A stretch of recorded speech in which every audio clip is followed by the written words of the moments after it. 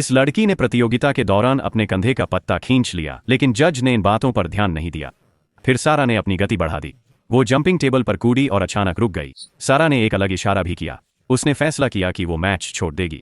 जज ने यूज कम स्कोर देने पर मजबूर किया। सारा को 0 अंक मिले, लेकिन उसका कोच खुश था और उसके साहस की तारीफ की। अगले खिलाड़ी ने भी सारा जैसा ही किया। वो ऐसे चली जैसे राम पर हो और दर्शकों के सामने नचने लगी। उस लड़की ने भी अपने पट्टे खींचे और सबका ध्यान अपनी ओर आकर्षित किया। जजेस को चिढ़ाने के लिए उसने उंगली से एक अजीब इशारा किया। उसने मजाक में टेबल पर भी मारा।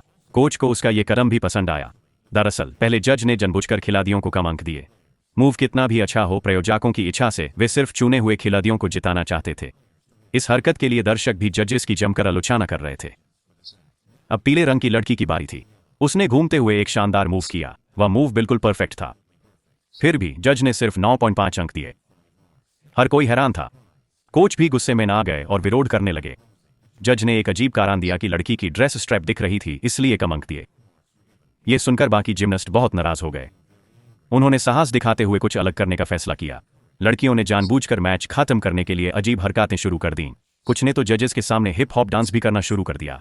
धीरे धीरे और लड़कियां भी इसमें शामिल हो गईं। उन्होंने अपने तरीके से विरोध किया। वे परेशान करने वाले इशारे भी करने लगीं। इस वजह से आयोजक भी गुस्से में आ गए। लड़कियों ने सोचा उनका प्लान काम कर गया, पर जोआन इस विरोध में शामिल नहीं होना चाहती थी। जब बैलेंस बीम पार करने की उसकी बारी आई, जोआन आसानी से चली और जीत गई। बाकी जिम्नास्ट इससे बहुत दुखी थे, क्योंकि वे जानते थे ये सब स्पॉन्सर्स की चाल थी। अब फ्रीस्टाइल जिम्नास्टिक्स शुरू हुआ, जो सारा की सबसे अच्छी श्रेणी थी। उसकी सबसे बड़ी प्रतिद्वंदी भी इस प्रतियोगिता में थी। सारा ने अपनी पूरी ताकत लगा दी।